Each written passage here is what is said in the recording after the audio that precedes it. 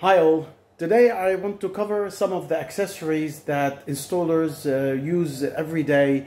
Some of these accessories you might be familiar with. I'm gonna try to throw some tips on the installation part of them as I go through them. So I hope you find this video right, so let's get on with it. Right, so this is just a video Ballon, a normal video Ballon. The only difference for it that it's active. So if you are running over, people say over 200. I like to be a bit more conservative just to make sure you don't get any problems. Anything over 150 meter on analog HD, i.e. TVI, AHD, CVI, you can use this to run up to 400 meters. It's exactly the same like a normal video, passive video Ballon that you use every day. But this is in case you're running a cable for a camera over 150 meters.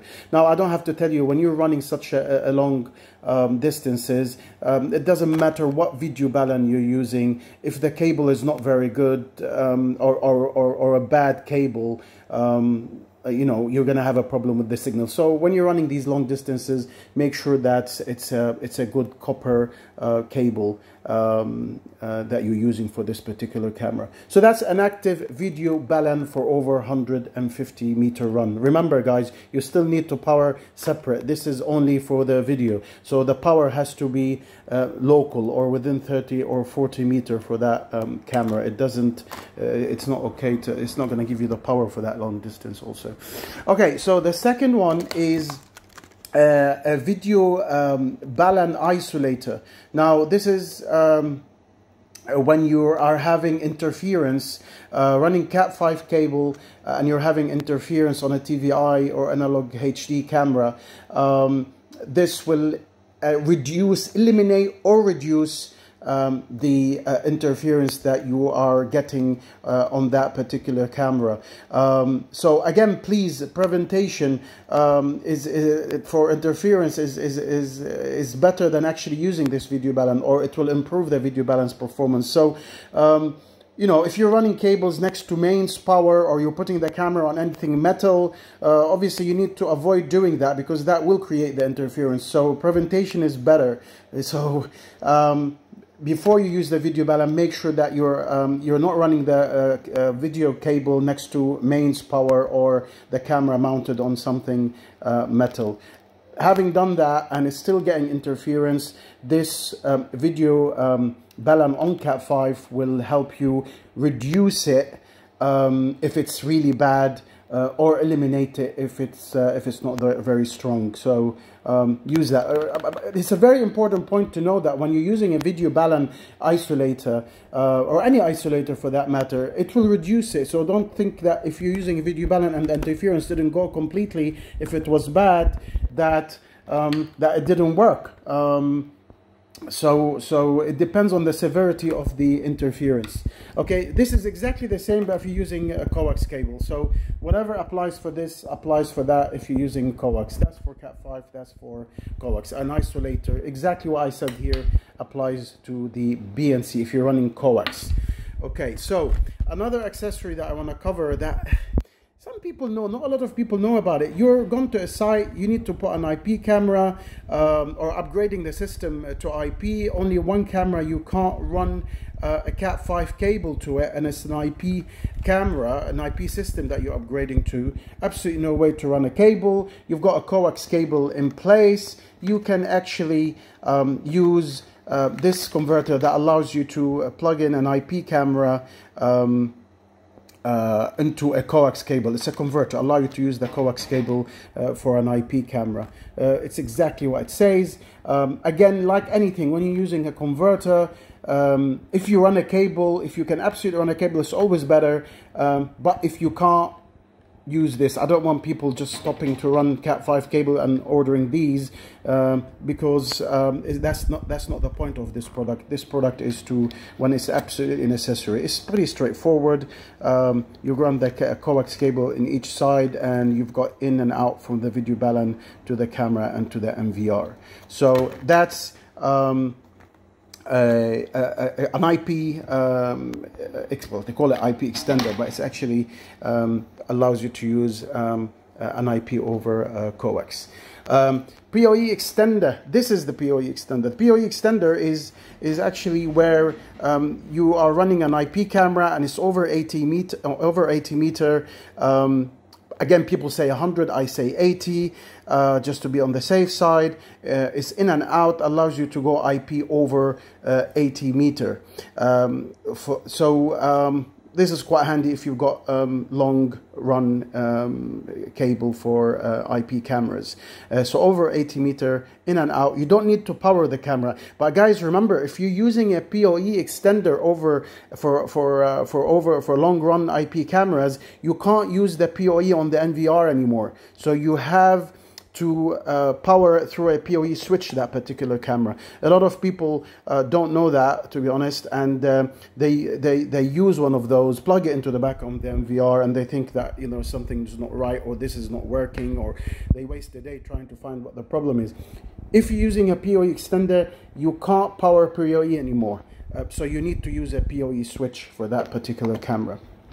Right, here we've got the, I think a lot of people are familiar with it.